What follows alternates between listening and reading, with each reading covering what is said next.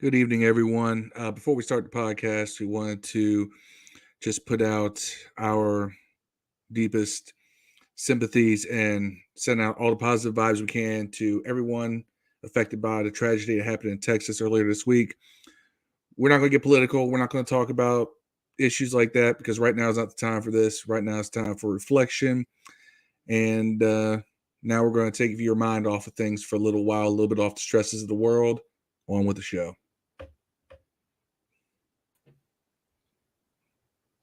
All right, now that we had that moment of silence, thank you very much, Phil. Hey, we got a good show lined up for you today. We're going to talk about the ownership, some OTAs, and a stadium in Virginia.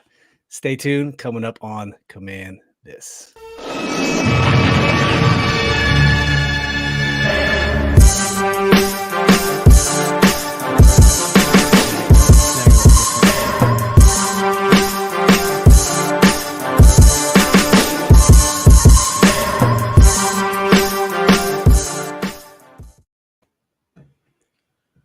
All right, good evening, everybody. So tonight we're going to talk about some off the field stuff, and we're going to talk about some on the field stuff. So first and foremost, thank you for joining us. We are on episode, this is 120 for us. We're calling this one OTAs, owners, and stadiums. That's right. So first and foremost, let's talk ownership, fellas. Ownership. So what came out this week in a couple different stories across a couple different media platforms was that ownership was potentially conspiring against Dan Snyder to possibly oust him from the ownership role and force him to sell the team. And I believe the story broke that the league, the owners have to have a 24 votes is considered, I guess, unanimous or whatever to get rid of him. That's 8 short of a full 32 a 32 team ownership vote. So 24 to oust Dan. So let's just start with that. Phil, what do you think about that whole situation? And is it even remotely possible that they could possibly get 24 votes? To tie this in with a topic that's coming later in the show, I pose a rhetorical question because we already know the answer. If this were truly a possibility, would Dan Snyder be looking for land to buy to build a new stadium right now? Would that really even be something to consider? I never thought of that, but yeah. It wouldn't. And that I mean, you're talking about your primary form of income and standard of living is supposedly on the line, and you're out here looking to spend money and invest more money into your franchise. Yeah. So I think that there may be a cabal of owners that are trying to rally against Dan. Of course, we know that there's always been a cabal of owners that never liked Dan. So it's probably a lot of the same guys. I wouldn't be surprised if John Mayer is part of that group. That dude. I agree with you, Phil. I was on Ref the District last night, and I said the same thing. Same exact thing as you said, bro. If there's one owner who's against Dan Snyder, it's John Mayer. And I cited the Spirit of the Cap league year. Remember that nonsense? I mean, I get it because he basically exposed that the owners were partaking in collusion. How that never turned into some kind of a lawsuit between the union and the league. I'm with you. Owners. They probably knew all the shit on Dan, and they made a deal like, "Hey, man, if you don't sue us, we'll leave you the fuck alone." Oh, no. It has nothing to do with that. But when Dan violated the spirit of the cap, basically did what he was legally allowed to do and got punished for it, it was basically the league admitting that, well, Dallas and Washington didn't adhere to a cap that didn't exist. Correct. Well, I mean, the other 30 owners colluded to suppress salaries. Right. That was collusion. Dan Snyder almost blew the lid off of that. And I think that ever since then, Mara and a cabal of owners have always had it in for him because he nearly cost them way more than anything. Yeah, bro. It's either And a he rule or it's not. abruptly stopped the litigation too. He abruptly said, "Oh, I'm not going to do it." That's why I said I think maybe they like Dan. They owe Dan a favor. Man, this whole thing where they said they're gonna allow the NFL, like in that Gruden case, where they're gonna allow evidence to be shown as discovery. All that might come out, man. All those emails and stuff. That stuff could come out. It might. So, Dev, what do you think? What do you think about 24 votes required? And do you think it's even possible? No way. No way, man. You out of 24, I mean, you don't think he has dirt on at least 10? Right. People that I don't want them that fight. I think there was a couple of guys I was listening to Kevin Sheehan this morning. I think there's a couple of owners that are on record saying that it's preposterous to even think that there were some owners that said they didn't know nothing about a vote. They haven't been asked anything. They don't know where that report even came from. Yeah. There was a couple of owners that said that on record. Like, they don't even know where that came from. Look, there's rumor that the owners are upset because Dan wasn't punished or, I guess officially suspended. The self-imposed. Right. That I think that some owners are upset about that. But again, man, I to make a long story short, no, I don't believe that ever existed. I believe that story was not true. Who would leak a story like that? What was his name that did that? John Mara.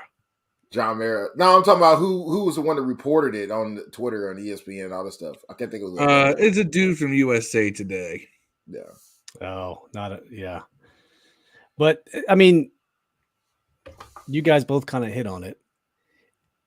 What if you do this? If you are an owner and you vote to oust Dan, you are now opening Pandora's box, because I guarantee it. You all said it. They all have skeletons in their closet. Mm-hmm. So at that point, two teams are kind of under the microscope right now. It's the Raiders and the Commanders.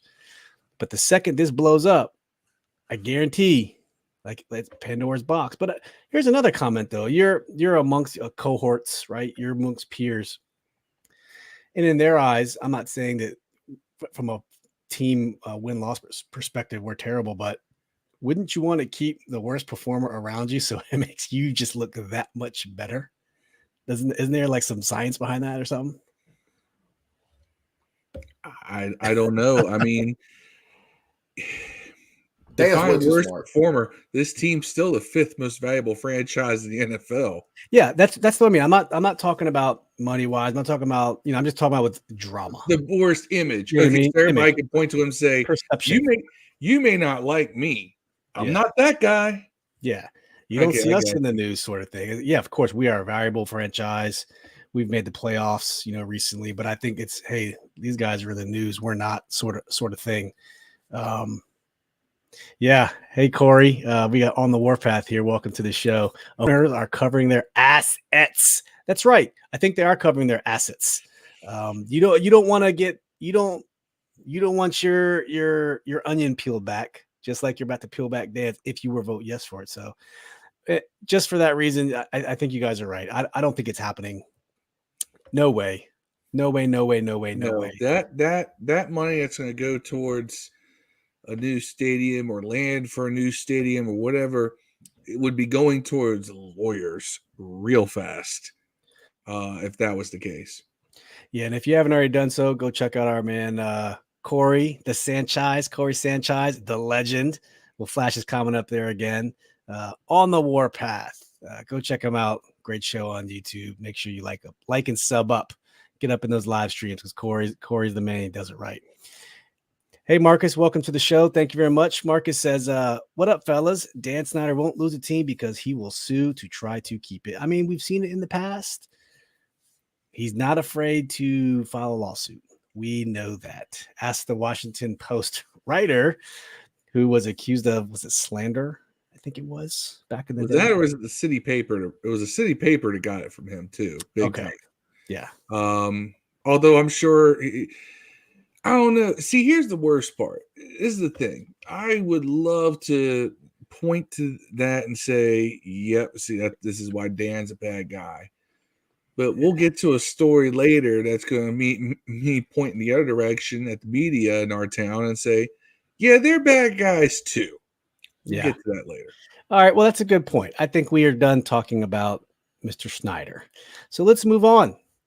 Also, what's broke in the last week since we had our last show? News broke that the team was buying land, which first started down in Dumfries, Virginia. Okay. Dumfries, Virginia. Later, that turned to the team bought 200 acres of land worth $100 million in Woodbridge, Virginia, my hometown. Shout out to Woodbridge, by the way. Later, that morphed into no. The team has the option to buy 200 acres for $100 million in Woodbridge, which is right off I-95, Potomac Mills. Yes, traffic is bad. I get it. So you see how that morphed over time, and people just straight up just ran with it. It's crazy, right? Dev, what do you think about this, man? I don't. I'm in Kentucky. I don't give a fuck where they put the stadium at all. I mean, fair. I don't know where the fuck Arlington is. I don't know where none of this shit is, man. I don't give two fucks at all. Like, if they, I mean, I often think about this a lot. If they were to move the franchise to another state, would I still be a fan? I don't give a fuck if they're in Washington. I'm more likely to go see them in California than I am in Washington, D.C., to be honest. But I really think I would not be a fan if they moved them out of like if they moved them like they were like the Illinois Commanders. I would be like, man, that's a Hoodbridge Commander. That's pretty dope. I don't know what's Hoodbridge. Is that Woodbridge? That's what we call nickname for Woodbridge. Yes, that's pretty cool. We call Nashville Nash Vegas. Yeah. You know, that's like right down the block. Corey says, let's go Hoodbridge Commanders. I like it. Hoodbridge Commanders basketball jersey will be dope. I'm not gonna lie to you. A black one. I think it would look really dope if it was made by Pyrex Gods. That's right. Man, that company got seized by the FBI, man. So IRS. Phil, what do you think about all that? You were alluding to it when we were talking about Dan Snyder a few minutes ago. So tell us what you think about this whole stadium fiasco that just got sprung on everybody over last week. You know, first of all, okay, I'm going to give you my bona fides here. If you look at my birth certificate, it says Mount Rainier, Maryland on it. Right, I was born and raised right on the DC border, so I had bona fides in both places. Benning Road. I lived off of that for a little short period of time as well. You know, Adelphi, Lewisdale, you all name it. I lived there. Moved around a lot as a kid. Here's the thing, Maryland people all became Baltimore fans. And now they're bitching that they'd have to drive across the Woodrow Wilson Bridge to get to a stadium. You weren't going to the games in the first place. All right? Most of these people I've seen on Twitter, I've been to as many games, and I now live out in the Shenandoah Valley, as most of them have been to probably in the past decade. So, how far is that drive for you? For me, 2.5 hours easy. No, yes. That's without traffic. Without traffic, Titan fan, 2 hours. The game's an hour and a half away. It wouldn't bother me. Yeah, it doesn't bother me. But these people are complaining about driving just to the other side of DC. Well, I'll be honest. Having been born and raised in Woodbridge, been born and raised in Woodbridge, lived in Silver Spring now. I'm spoiled because, as you know, Phil, I don't live that far from the stadium now. No, Steve and I made it to the stadium in less than 20 minutes. I'm biased. I like where the stadium is now, and having seen the Woodbridge option, keep it at FedEx Field. But I'm biased, okay? And Phil brings up a really, really good point. It's I hate to see people say, "Oh, I'm jumping ship. I'm going to go north to Baltimore when if the team goes to Virginia, I'm done."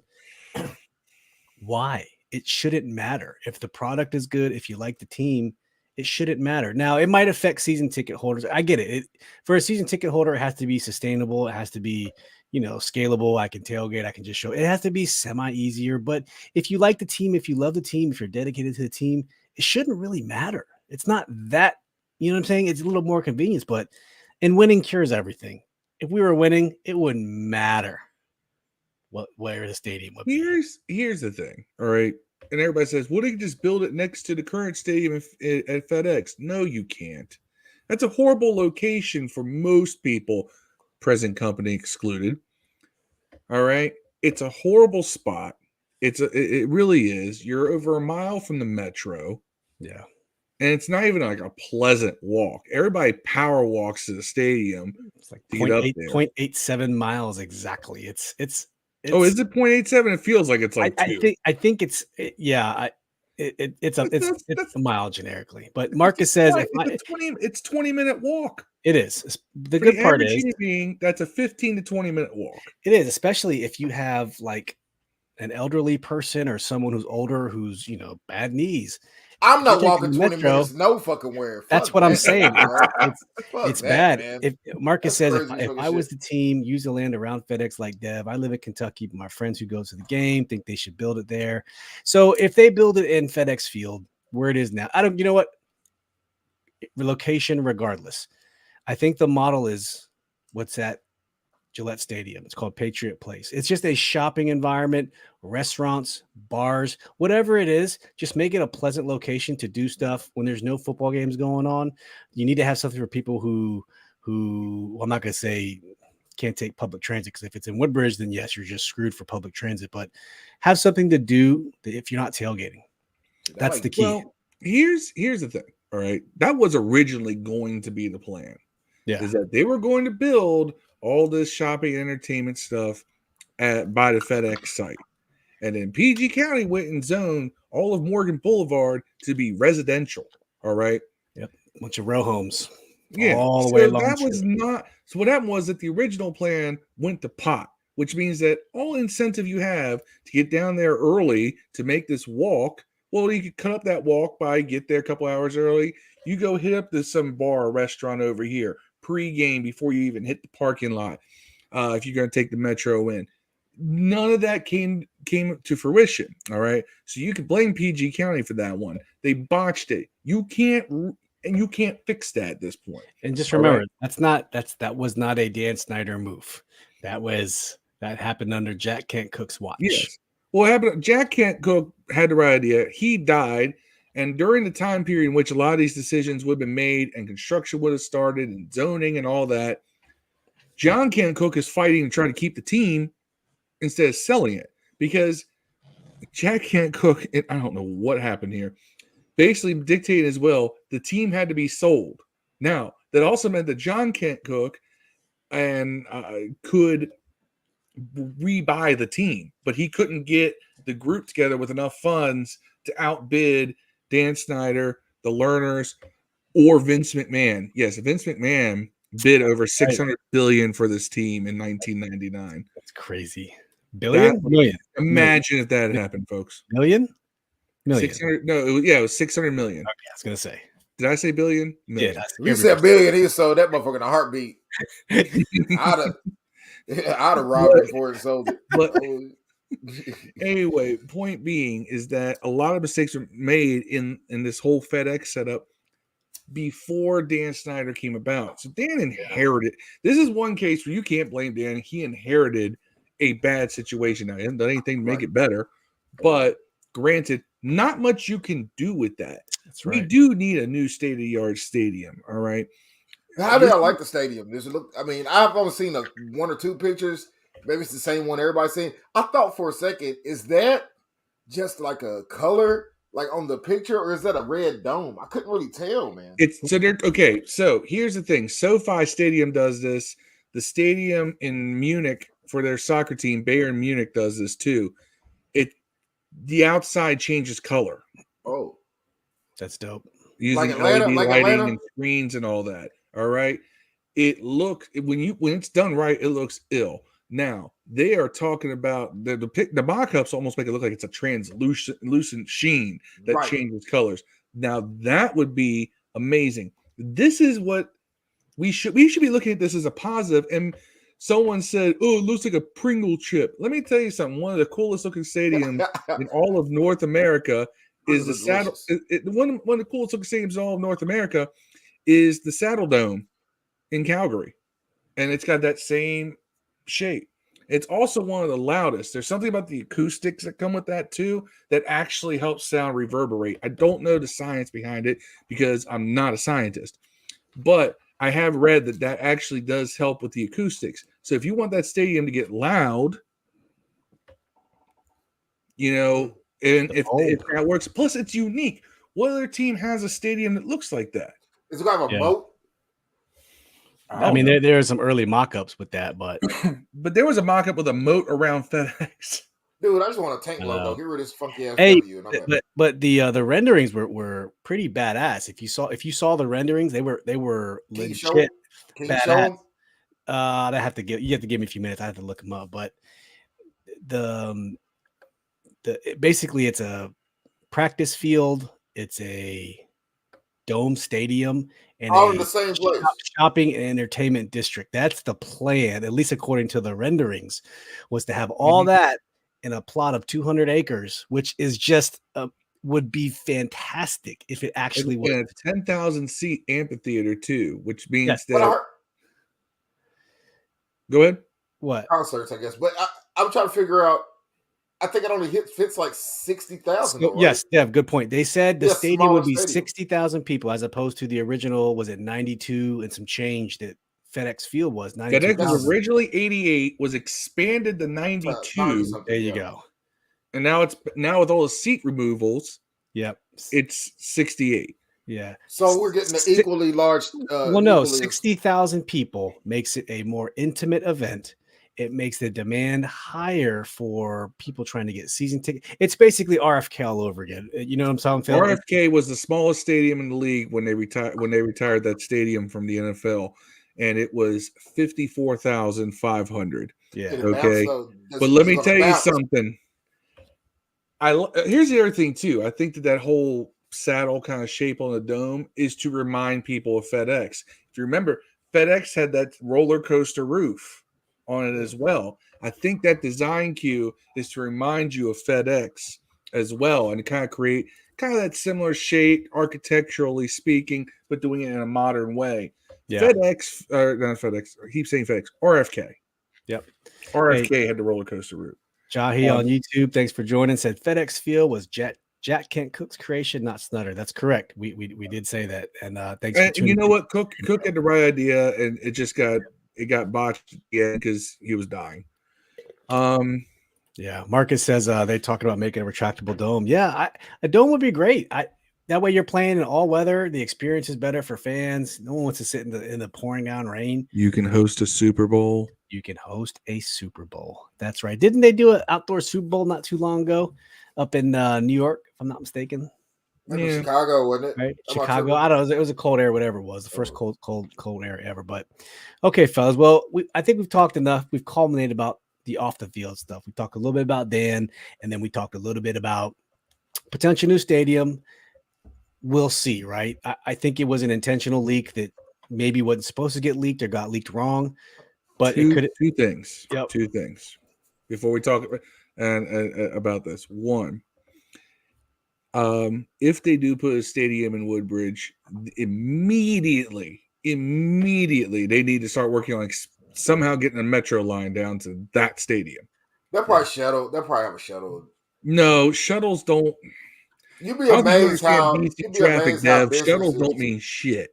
You'd be amazed how many businesses will pop up on the strength of that stadium even being there. You know what I'm saying? Dev, you gotta know the area, okay? You need metro line going through there. You need that subway. Every sporting venue that's professional should have public transit. That's just a generic rule. I don't care what sport it is. I think that's a safe. Target Field in Minneapolis, like literally the transit line comes up right next to the stadium. Like you walk out, you're on the stadium property. On the I know Tennessee Titans does not, and it's hell walking. I know you've been to that stadium. It's hell walking from the parking areas. Well, at least it's a nice view, and it's dangerous, man. It's like the worst part of Nashville. Yeah. No, Phil, what was your other side of that bridge? You're on Broad Street. You're where all the bars are. Yeah. What was your other point you were going to make before we move on? The other point is that I think it'd be really cool. See, all right. So you know how every time Jacksonville gets a first down, the entire stadium goes Duval. Yeah. If we put this stadium here, can we please get it to where all the fans go Woodbridge every time they get a first That down? would be If they cool. come out the Hood Bridge like Brooklyn, that'd be dope. I don't Yeah. even know what Hood Bridge means with it. That- By the way, I that forgot to is- ask Marcus. Marcus, what part of Kentucky are you in? Did you say you were in Louisville? I don't know where he is. Where's one of it? I know he's a Louisville fan too, by the way, and I think a Knicks fan. Yeah. We like all the same 3 teams, I think. He said Titan Stadium is right off the expressway. Yeah, it's a Right off the danger. It's a dangerous expressway. Yeah, thing. yeah. You can jump on the Pedestrian expressway and bridge get that there. leads to all the Yeah. bars. It's not the easiest to get to if you're taking public transit, but Man, there's a little bar down there. If you park at it, like you can park there for like $20 or something. It's not that bad. Yeah. But man, you got to walk like half a mile in the hood. You know what I'm saying? that's not the hood. I had a very pregnant white wife at the time, man. It was like the worst. It's Why, not why, Dev. why Dev, does it's why does not the hood, color man. matter, Dev? Can she I just don't be your know. wife? It don't really matter. But we was in the hood, man. If we can get It was racial crazy. for a moment. It was crazy. It was crazy, Hey, son. so hey, Marcus says he lives Louisville, Lebanon, Kentucky. I stay in both Lebanon. Yeah, hey, you know I'm from Camelsville, nigga. That's where I'm from. Camelsville. Hey, It's so right past Lebanon and Camelsville right next to each other. let's start talking about some on-field stuff. So we're back in OTAs. OTAs open up this week. I don't know if you guys seen the footage. Some pretty cool footage coming out of the team this week. Doing mini OTAs out of Ashburn. We have a second round of OTAs next week, the 31st of May through the 2nd of June. If you guys caught some of the clips, there's some pretty cool footage out there. You guys see the Carson Wentz lob to old Mr. JD. He does a little shimmy and makes somebody needs to pick their ankles up off the ground because that was just a nasty little move. It was Smith Williams. Okay, James Smith Williams. But Carson Wentz looks good. Arm strength looks very solid. That's one of the observations that some of the local media talking about. The arm strength looks very good. He seems to be throwing pretty well. Yeah, I know he did throw one pick the other day, and I'm just shocked that they're focusing on one pick to Corn Elder. But hey, it is what it is. There's not a whole lot of coverage. But I want to talk about one person real quick with you guys, and that's old Mr. Ohio State, former Carolina Panther, Mr. Curtis Samuel. Curtis. So Dev, Curtis Samuel looks good. He looks fresh. His cuts are clean. He looks fast. Hey, man. Give me some thoughts on Curtis Samuel. I told everybody, man. I like Curtis. It's probably the best receiver or second best receiver on the team, man. Y'all, I mean, honestly, he's always been the best receiver on this team. I'm just saying. Yeah. Like I think Curtis is going to be huge, man. I mean, I can imagine being a defense and you see McLaurin and Samuels and either Diami or the new guy we got. What's his name? Dotson. Yeah. Yeah, man. And then you got to worry about if McKissick is back there to catch or Gibson. That's problems, man. What are you going to do if they run Samuel in the backfield with Gibson? Yeah. He's the Swiss Army knife that Scott Turner needs. But what are you going to do? What are you going to do? Phil, let me ask you this. Given that we are going to assume that Curtis Samuels is healthy, what do you think the wide receiver depth chart looks like as of today? Because there's some competition in there, especially on the bottom end of that. Okay. McLaurin, Dotson, De'Ami Brown, and Curtis Samuel locked. Ooh. Oh, we're not talking about roster mates. What order you got him in though? I kind of disagree with that. So that's your 4. Okay. That's your 4 locked. Because Brown apparently looked really good in OTAs because I see the bomb. Wentz gets him the ball downfield. Yeah. I see the bomb. So that's your 4 locks. They really like De'Ami Brown with a strong on quarterback. It's one of the reasons why they drafted Howell too, is to develop him because he had really good chemistry with Brown and North Carolina. Right. And that's where Brown made his, was eating his lunch, was going up there and just getting these deep balls from Sam Howell. All right. So De'Ami Brown does well with a strong on quarterback who can lead him as he takes the top off of the defense. Cool. That's why I think Brown's your 4th lock. I mean, they think he could potentially be a wide receiver 2, which is a really interesting thing because it's like you've got 3 guys who could be wide receiver 2 if that's the case. I don't put Brown in that category yet, But Samuel and Dotson, absolutely, they're going to be competing for that 2 spot. Now, Okay. there's your 4 locks. It's who are the other 2? 1 or Because 2? they're only going to keep 5, right? We're going to agree they'll probably keep 5, Yeah, maybe 6. they may keep Maybe 6. 6 with the special teamer, right? Which is Yeah. probably your Cam Sims. No. Your gunner. He's a gunner. Hold up. So I think that they really like Dax Milne to return kicks. Dotson can return kicks too, but if Dotson turns out to be really valuable as a starting receiver, they're not going to have him return kicks, because if that was the case, Santana Moss would have returned a lot more kicks. Right. So I think they really like Dax Milne, and if they keep, so he may be the 6th guy. That 5th spot, I think, may go to Cam Sims. Cam Sims is valuable on special teams too. Cam Sims also just signed a contract. Cam Sims also just signed a contract. So I would if you keep 6, and with as many wide receivers you have at the top, your formation is going to be a lot of 3 wide, 4 wide, stuff like that. You need to have 6 just in case. I want to see this 5 wide joint. So who's the odd man out? Kelvin Harmon's on this team right now. I know it's him. Pains me to say this, but I haven't seen anything from the way the team is moving him to make me think he's going to be one of the 6 that makes the roster.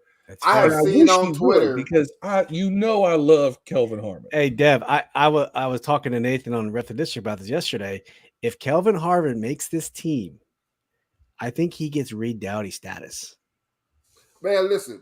No, because Reed Dowdy played and it's the beginning of Reed Dowdy status, because this dude's not making a team. Oh, he makes a team. This dude's not making a team. He makes a team until AGG.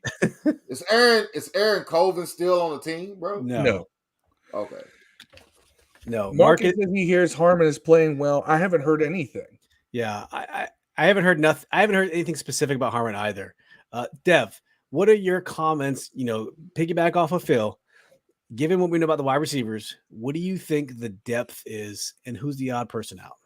Well, to piggyback off what Phil said, I keep hearing on Twitter, on the Twitter's world, which it doesn't really exist, that Kelvin Harmon has been the best guy in practice. Like, I've seen literally people say this, that Kelvin Harmon has been the best receiver at practice. I hope not so. Seen one Kelvin Harmon video, on team, by the way. If we can find a spot for him on the team, and here's the thing, man, listen, he's the second biggest receiver we've got on this team right now. Well, we don't have small. We don't have a whole small. We don't really have a small team. Dax Milne's tall, big. No, he's not. Dax Milne's like 6 foot. Little rascal out there. I thought he was taller than I'm tripping. No. But anyways, man, Cam at 6'5", Harmon at 6'3". I don't count AGG's Randy Golden as anything, because we'll talk about that in a second. He's 6'4" with no arms, so therefore he now becomes 5'3". Look, I would love to have Kelvin Harmon on this team. I hope Kelvin Harmon is safety on the team, because if somebody goes down, he'll fill in really well. Timeout. Let's rewind to last year when Dev said we should move Cam Sims to safety. Just saying, man. I gotta pull that clip out of the archives and share that. He has your best two. He has 2 ingredients to be a good safety. Yes, big, but fast, Dev, and can hit. Answer the question. What's your depth chart for wide receiver right now? All right. I'm gonna try to do this.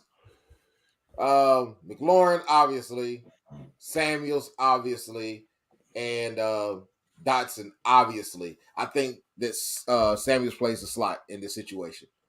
The other guys, I think outside, Sims makes it outside, because no matter what you say, all these other guys, we haven't seen them do shit. We've seen Sims make some plays. We've seen it. We have. And at the 4th or 5th receiver on the team, man, he's a huge win. So I'm taking Sims, a known commodity at the 5th receiver. Then it's like, man, obviously Diami is going to be on the team. I think he'll be. That's 5. I think he might be your backup slot. That's 5. You have a 6th receiver? You say we're going to keep 5. Dax makes the team. I think Dax probably. I don't know. This is where it comes in. Who plays specials, Dax or Harmon? Dax returns kicks. Yeah, but will he return kicks on this team though? With all the new additions, we also have other He guys returned on the kicks on team. this team last year. Yeah, And but they last liked year, word is they liked him as a punt returner. Man, look, I think that because we'll probably end up keeping more tight ends, I think that a kick return on this team, they could put McKissick fucking back there. I mean, it'd be stupid, but they could put the new guy from Alabama back there to run kickoffs back, man, if they wanted to. They could put Diami back there. He's a fourth or fifth receiver at best. So some guys, just because they're fast and they're mid-round picks, doesn't mean they can return kicks. But Diami Brown returned kicks in college. Did he? Yeah, I thought he returned. I might be tripping, man. So no, well, Dev, Samuels returns. No, Dev, my list is very similar to yours. It's McLaurin, it's Samuel, it's Dotson. But I'm saying it's 1, and I'm saying it's 2 and 2.5 because, like you guys said, they're fighting for the second spot. But that fourth receiver for me is Cam Sims. It's not Diami Brown. Diami Brown's the odd man looking out. He's the fifth. And call me crazy, I got a gut feeling that it's way too early that Kelvin Harmon makes his team over Dax Milne. And now listen, we don't know the COVID rules. We don't know. Remember last year you could keep extra people on the practice squad and you could secure people without getting cut. If that's the case, okay, fine. But I don't know if Dax is going to make it over Kelvin Harmon because that dude just continues to find ways to make this squad. And Marcus says McLaurin, Samuel, Dotson, Sims, Brown, and Harmon. 1, 2, 3, 4, 5, 6. My only argument for Dax Milne is this: Dax Milne caught as many passes as Brown. Yeah, you know what I'm saying. So he hasn't done anything either. So the argument for releasing Dax Milne should be the same argument for Brown, unless you're just looking at potential. But I think the problem is the thing you're going to have here is coaches always talks about flex. Whatever is position flex, right? Yep. And I think that if he moves AGG to tight end, which he's doing, that gives you an alternate sixth receiver that you could, if you had to have somebody play there in a pinch, he could do it.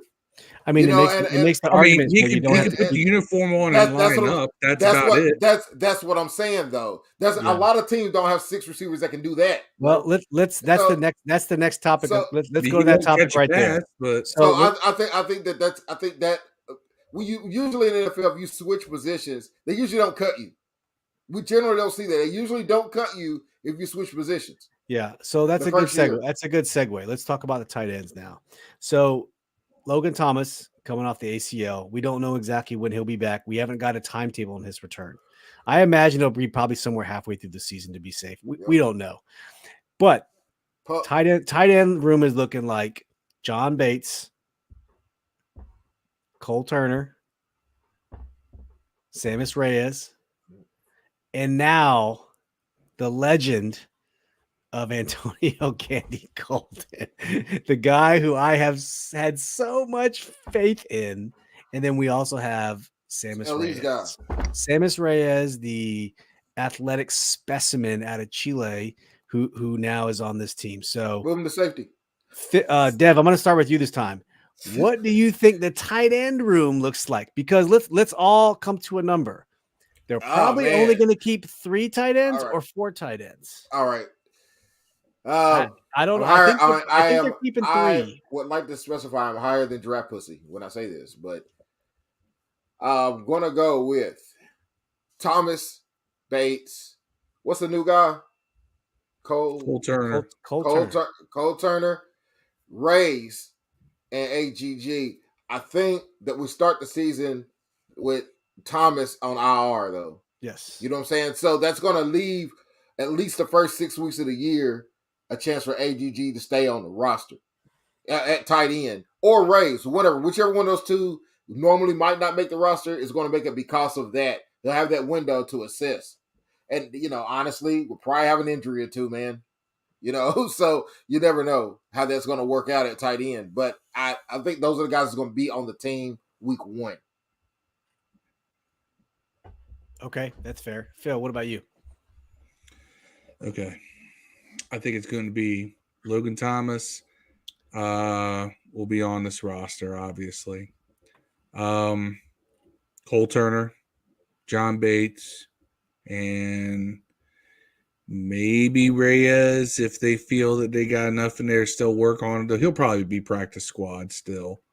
And then, if we have injuries, there's Dev, there's me, there's Marcus Edelin, there's Rodney Thomas, there's Steve Lim, Fred Brown. There's I'm not gonna play football. I will never. I'm done. I understand my assignment, man, not to get on the field in any case scenario. Marcus said I posted the rules in either the Addicts group or Sports View group. It's on Hogshaven. The rule is like last year, so that means so there'll be extra spots be able to secure on the practice squad. So Samus Reyes. Fantastic. That means we have. So are we conflicting already? We think that AGG makes it a tight end over Reyes. Are y'all saying that who? You think Seamus Reyes gets cut before AGG? Which one of those two gets cut before who? Which one of those two makes it, AGG or Seamus Reyes? Phil. Who and Seamus Reyes? Ag. Hey, I'm opposite of that. Absolute garbage game. No. See, me and Phil got raised, man. You got AGG. I want everybody to remember this. Not everybody. Okay, that's fair. Everybody. So I'm a little bit different. Obviously, Logan, when he comes back, number 1, but it's going to be Bates 2. I think Cole Turner's 3. I think AGG's 4. And I think Seamus Reyes is like Marcus said, he's going to be on the practice squad again. And then I don't know when he's going to get unleashed, but move his ass to Mike. Fuck it. Fullback. Marcus, who cares? I like Marcus's comment. He's big and strong and fast, man. Yeah, he said, Phil, you would be an all-pro tight end. Well, no, I'm slow. Put Phil on the offense or defensive line. There we go. I don't like the block, and I'm no longer fast. I need to get hold on. I'd be a great fullback. That's about it in this league. And Shotgun. Welcome says hi guys, and he says the Packers will be a top 5 defense this year. I mean, I was hoping they were going to be a top 5 defense against the 49ers last year when they lost. They're still going to get on in the first round, 13-10 in the playoffs, and after their first round bye. I mean, I was pulling for you guys, man. What's going on? Hey, if Harmon or AGG was on the Packers, he'd be a third best receiver. Shotgun. Listen, AGG is a Ron Rivera guy. I think they're giving him every opportunity to be successful. I think we're having some flashbacks at Niles Paul, but at this point, I would say Niles Paul was ahead of AGG by a long shot. Niles Paul would have been the starting tight end if he hadn't fucked his knee up, dog, and then Reed got him.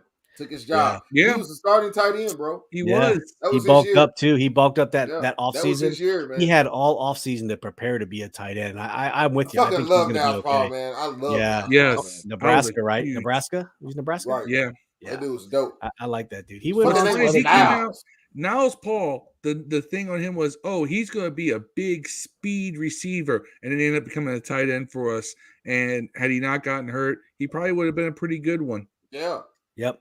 So Phil, let's move on to the running back position before we go to the defense. So now the running back room is looking like AGG, J.E. McKissick, Brian Robinson. You mean AG? Don't put AGG on more positions on this team. He needs to be on less. A Freudian slip. AG.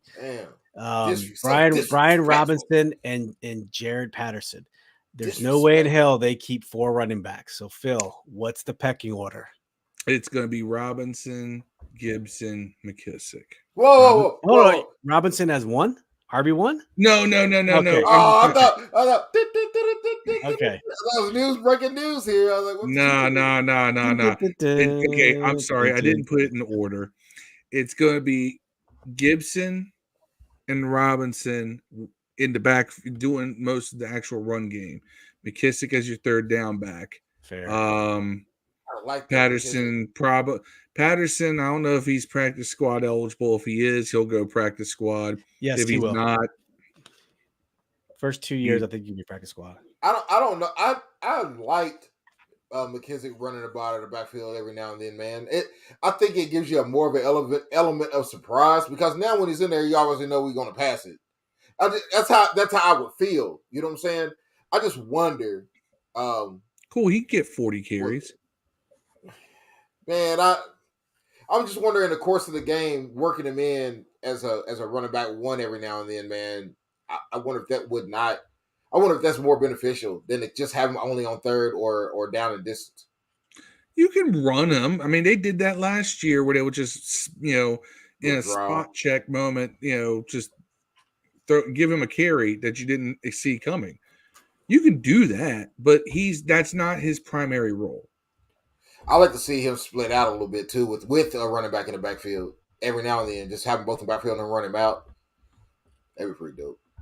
I'd like to see him play slot receiver, like split out from into the slot. Yeah. Like they were faking. They had us believing they're going to do with AG, which they did, but they never threw in the ball. Yeah. Well, the rules from last year, it didn't matter if you were a rookie, 10-year veteran, it doesn't matter. You can be signed to the practice squad. And it was up to 6 practice squad spots with unlimited NFL experience. And the remaining spots were filled with players having less than 2 accrued seasons. So remember, accrued seasons is the key word. It's not half season. It's a accrued full, 16 games per, 17 games per. So you got some flexibility there. So that leaves, technically when Taylor came on board, he had, even though he was in the league for so many years, that dude had 0 accrued seasons. If you understand the math, because he only played so many games, but so we might be looking good on have 0 more. Mark, before we transition to the defense, Marcus says AG McKissick, Robinson, Patterson on practice squad. Robinson can pass block. He's looking really good. He's a good pass catcher. Yeah, he's a beast of a running back. Now I'm not gonna lie, I'm with Dev. 3rd round pick. I did not like the Robinson pick. I did not like it. The Kobe Dean was there. I'm with Dev. We have a terrible linebacking core. We could have got a linebacker, but we went Brian Robinson. So they must see something in him. I've seen that dude in shorts. His legs look like tree trunks. Hey, man, I was going to pause. Hold on. We're talking about the man's tree trunk. They are ginormous. So, Antonio Gibson is probably good for a stinger or a bruiser in the legs. He takes a lot of beating. So it'll be good. Gibson looks like he's dropped. He looks smaller, doesn't he? I thought yeah. Here's the crazy thing. He looks like he's dropped 10 pounds off his upper body. His lower body is looking tremendous. Like pause on myself. Yeah. Dude got thick in the lower body. Little thicky thick. Well, I'm changing the subject, man. We're gonna talk about something else. Well, let's transition to a little bit of defense. So let's start with the defensive line. So Daron Payne came out. If you were paying attention to Twitter, people were dogging him about walking up the field. Of course, the media dogged him for walking off the field, and he comes out on Twitter yesterday with a little clapback, little clapback. If y'all think I walked out of practice, you goofy. We always working. Most hated. So once again, I think this was a jump the gun. We want to be first. We don't want to be right. Exactly, Phil. So let's talk defensive line. Settle's gone. Ioannidis is gone. We got John Allen re-signed. We got Daron Payne, who's on his 5th-year tender, making about $8.2 million, I think. Don't quote me on that. He's making a pretty penny. Mm-hmm. What do we think about the defensive line, Dev? I think we should trade Payne, man. I'm with you 100%. Should have traded him before the draft. Like this week. I think, and it's going to be hard to replace the depth of having Settles and Ioannidis, and I think that's why it was a horrible move releasing Ioannidis, because I wonder if you could at least held on to him until the next week or something. I think those guys got paid peanuts, right? I don't know. I don't understand that at all. So I think you should trade Payne, man. Number one, you're not going to be able to pay him and Sweat and McLaurin. And right now, it looks like Sweat and McLaurin are more valuable at this point, man, to us. Not that they're better players. I just think to what we need right now, they are more valuable to keep those guys, an edge rusher and a receiver, than it is him when we already have a potential all-pro defensive tackle and a 1st round or 2nd round pick behind him, So that's what I think. But I think we should trade him and maybe get a mic. Something, man. You know, get a while, mic. while we've been live. Is there any mics that want to be traded? Uh-oh. Breaking news. Breaking news. Phil, what do you got? Hold on. So Break it. What? What is it? I don't know if you saw, but earlier today, some random dude on Twitter with the handle G Moneybags, that's original, said, I blame River. He added Ron and Coach Del Rio, and of course the snake Jason Wright for all this pain drama. We drafted a stud back in 2018, and you have all been playing games the last 2 seasons. Karma going to bite when he goes within the division. That's what the dude said, right? So Del Rio responded to him twice. Oh, I've seen that. But you saw the first one, right? And his first one was bite these, which was Put it on the screen. Put it on the screen. I can't, but anyway, first one Del Rio says bite these, which is great. I'm sorry. Del Rio, I love it when Del Rio talks his shit. But then Del Rio, while we were live, responded to him again. And he says, by the way, Deron Payne, he's a stud, a great teammate, and works his butt off. I love him, and he knows it. # Commanders. Commanders. So guess what?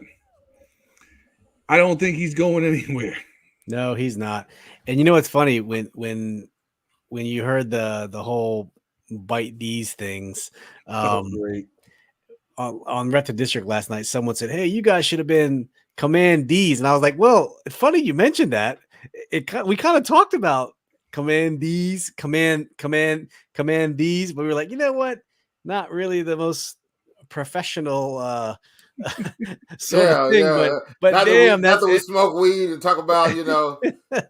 funny little thing though. I got to go back and look because there was a guy who there's a Twitter handle who captions tweets and makes some memes. So I'll pull it up here in a second. But so as we're going through, Phil, give me your thoughts on the defensive line as you see it today. All right. The exterior, it's not going to look too different on the exterior of the line, the ends. All right. It's going to be Young. It's going to be Sweat. Backing them up is going to be Shaka Toney, James Smith-Williams, and flip a coin. William Bradley King or Casey Toohill will be the 5th defensive end if you keep a 5th. Right. Because you can flip a coin between those two. I do like Toney and James Smith-Williams. I think they do a really good job to give you solid depth. And it allows our starters to take a breather. Yeah. Interior, it's going to be Allen, Payne, and Mathis forming the Alabama wall. Fedarian Mathis. Yeah, Phil Mathis. It's Fedarian Mathis, goes by Phil. So, of course, I'm going to naturally root for him. But, yeah, Phil Mathis will be that third piece. And I think then we need depth at defensive end, honestly. Excuse me. Y'all didn't need to hear me cough like that. But after that, it's just a matter of, who at camp, if they keep a 4th guy, which they may not. But it just, whoever they decide to keep, if they want to keep a 4th defensive tackle, that's who it's going to be. Or maybe somebody like Toohill. I don't know. I don't remember his size off the top of my head. I think Toohill can kick inside. So if you got somebody who can kick inside from defensive end to defensive tackle in a pinch, keep that guy. Yeah. I'm not mad that. Well, let me back it up. Given the fact that rumored Deron Payne walked away, he's making $8.2 million. Terry McLaurin's not there either, but he's under, the whole contract situation. I'd be more mad. I'm not mad at Terry for walking away. I'd be a little more upset if Deron was walking away because he's not under contract, because that dude's making way more money than Terry McLaurin when you're looking at production for salary. Oh, yeah, man. Dotson's the highest paid receiver on our team, bro. It's crazy, isn't it? Even more than Samuel? Yeah, for sure. No, he's not. Samuel's making. I think Samuel's making what's Samuel making this year? I think he's making $10 million something. Hold up. I do want to show this going back to old JDR. Give it a second. Ah! Why does it look like he's one of the deceased guys at the end of the Grammy Awards? They moment of silence for it. Well, like I said, all the heroes has done passed. I By the way, remember you. Rest in peace, by the way, Ray Liotta. By the way, rest in peace, Ray Liotta. Yeah, rest in peace, Ray Liotta. Goodfellas. All my life, I wanted to be a gangster. Goodfellas. That's right. Didn't really do much else, but good, great movie. Oh yeah, he did. What? Outside, no, you can't. Nothing tops. Tell me what's better than Goodfellas. What's better than Goodfellas? Nothing as big as Goodfellas, but who has?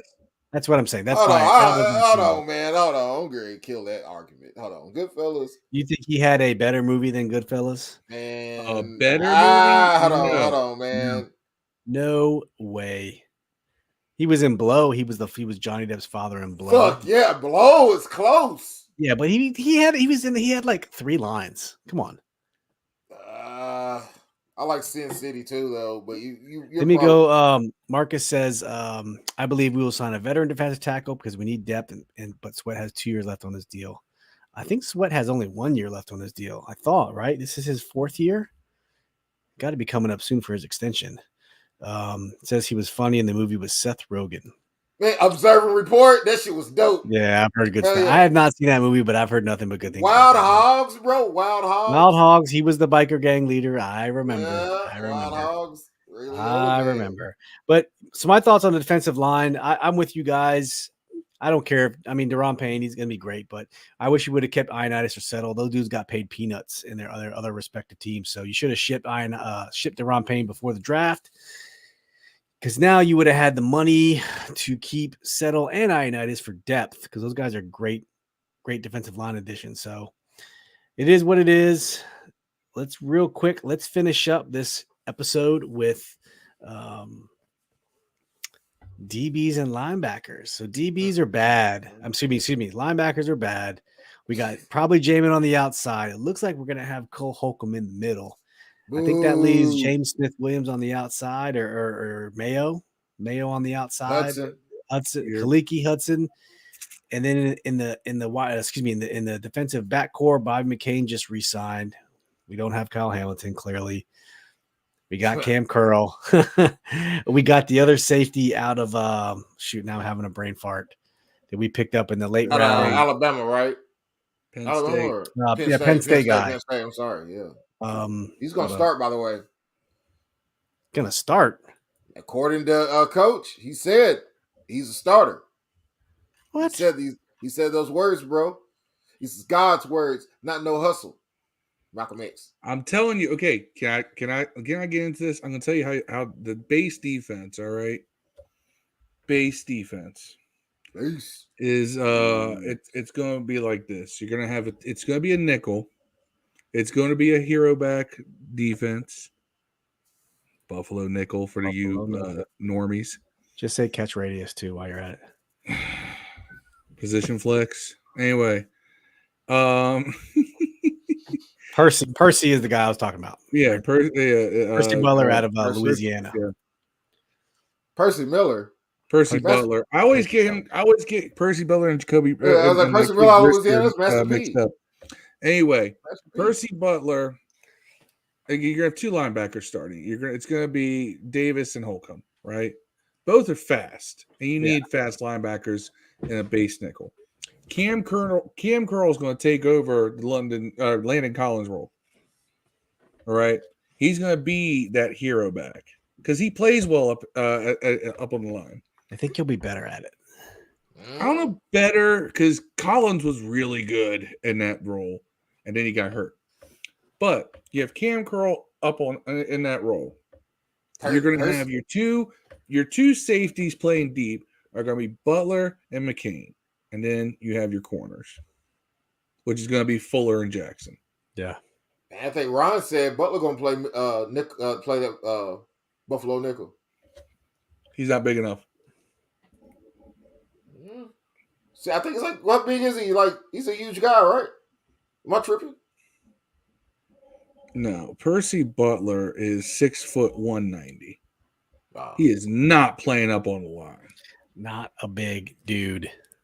He is though. He is the purest safety in the draft, according to Mr. Guy I hate, Chris Sims. But Louisville. Lefty. Tampa Bay.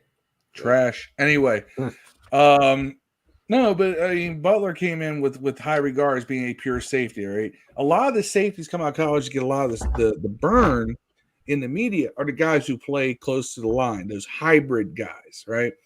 Because hybrid, flex, all the buzzwords. You don't have a lot of pure safeties just coming out of college like that anymore. All right, but you need them. All right. Yeah. This will allow McCain to freelance a little more, and his mistakes will be masked a little bit because you're not going to ask him to be the high safety. If anybody's going to play that high safety, it's going to be Butler. That's just his natural role. Yeah. No way, man. No Marcus way. and I would take a chance on Jalen Smith at linebacker. He made good depth. Man, go get Alonzo Highsmith. Alonzo Highsmith's been out of the league since 1991. I mean, what's his name from New England? What's his name? Tim? Dante Hightower. Yeah, Dante Hightower. That was a hybrid mix of the name. We're gonna high. No. But yeah, Dante, go get him. Man. You position flex that name. Right. Yeah. Go get that guy, man. Quit fucking around with the mic, man. Just go get a fucking mic. Quit going to get guys that never played Mike, switching them to Mike. Quit getting guys that didn't work out on another team. Why do we need to get a starting mic if we're not ever going to use a starting mic? Man, you would use him though. Get one good enough you want to use. Dude, they man, love look, Holcomb is not great, man. Name a team that made the playoffs last year that Holcomb will start for, man. He's a jag on any other. He's a jag. Right, dude. I'm not dissing Cole. He's a jag starter for a lot of teams. Name a team that made the playoffs last year that he would start on. They really like him, man. Dog. None. That's your answer. There was flashes of but you know what? This is his third year? He's better than Davis right now. Man, Davis was bad because Davis he hesitated. Holcomb's better in coverage. He hesitated before he moved. He wasn't bad. At the end of the year, man, your boy wasn't playing bad. I would rather him play the middle linebacker, at least grow the guy there. Give him a shot. He failed the first year. I think it's too much for him, man. Yeah, I don't want him there. I'm just saying I would rather him get the opportunity to grow at the position versus Holcomb. Holcomb's had 3 years to play Mike and hasn't done it, man. Well, they haven't had him there. They put him there. They put him there twice. They put him there last year, and he lost it to Mayo. Yeah, he couldn't cover tight ends. Who was the one dude they kept putting in there with the dark face shield? Mayo. No. No. The guy I hate. I hate him. Got that Jazaric. No. I know. Hold on. I'll get his name. That's gonna kill me. This guy, it's a really stupid name. Holcomb is adequate against the run. He can cover flats and he can cover seams decently well. But if he has to play any kind of man, he's killed. And if you ever go over the middle, he lets go of his responsibilities every time, man. John Bostic is the guy I'm talking about. Bostic is the worst. Hate John Bostic. I hope he gets gout. No. Yeah. Hope he gets gout and can't play linebacker. Hold on. I honestly thought. I'm joking, Bostic. I bet you're a cool dude. Don't get gout. Who was the dude that was the starter? His first game was the blowout against Dallas that we lost. I thought you were talking about that dude. Not Kunizek. Shaka Tony. No, God, he had a name, and I said, "This guy." I was like, "He's got to be the first guy in the league to ever have this name." He didn't even record. He didn't even record a single stat. Coach Casey Toohill was dope. I hope he still makes the team. I like him. No, we've seen players named Casey. God damn it! Now I gotta look this up. Bradley King. I'm trying to think about Kunazik. No, not Kunazik, because his first name's Jordan. It was a first name that was just like, no, that's the defensive. He was defensive lineman. I'm trying to think of Bakari Rambo. I don't know. I'm just naming players now. Mayo, Roy Hellu. None of these are really. Rod Gardner. I'm just naming guys. None of these are. Give me a minute. I'll tell you because I saw it and I was just like, what? None of these are working. Preston Marshall. But as we wait for Phil to give us this mystery linebacker who we probably hate and don't even Milo know. Eifler. That's Milo who it was.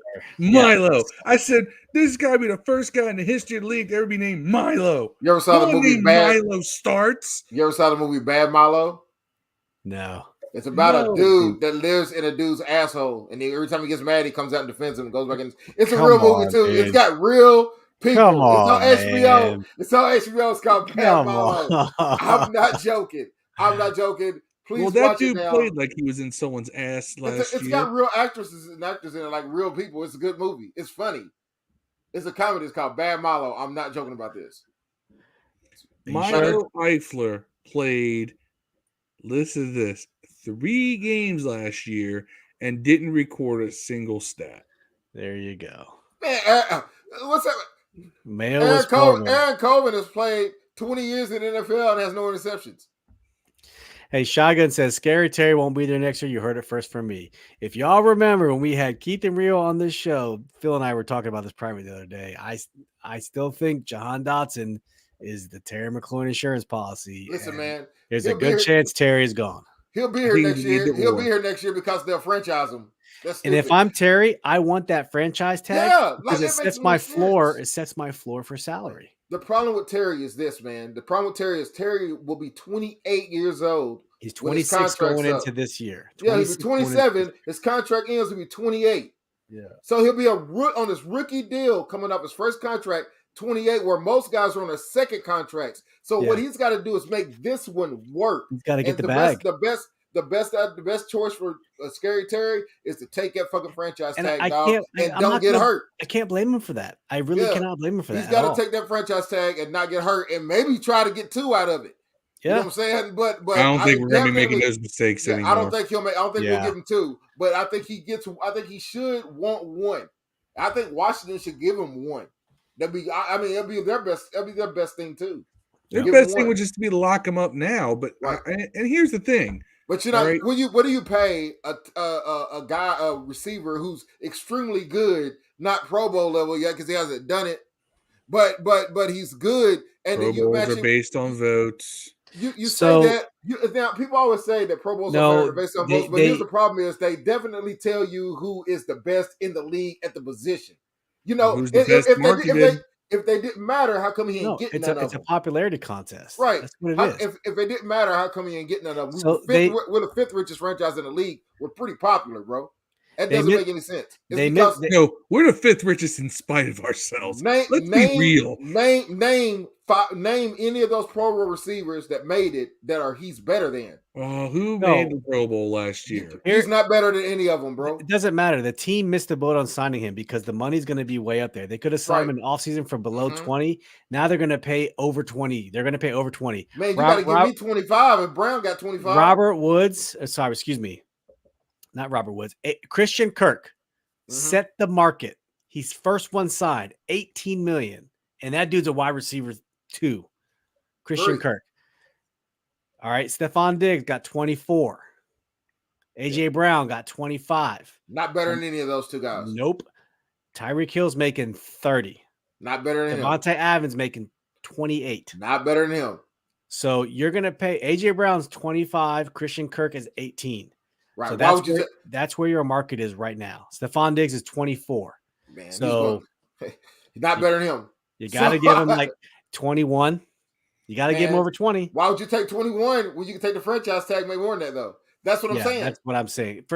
He would be smarter to take the franchise. And Washington would be stupid to offer him $25 million. Which is why Jahan Dotson is there, because Terry's not going to be here. I'm not going to jump to say he won't be here. I think they looked at it twofold. They said, well, if we get Terry, now we have both of them. If we can't sign Terry, we at least got Dotson. Yeah.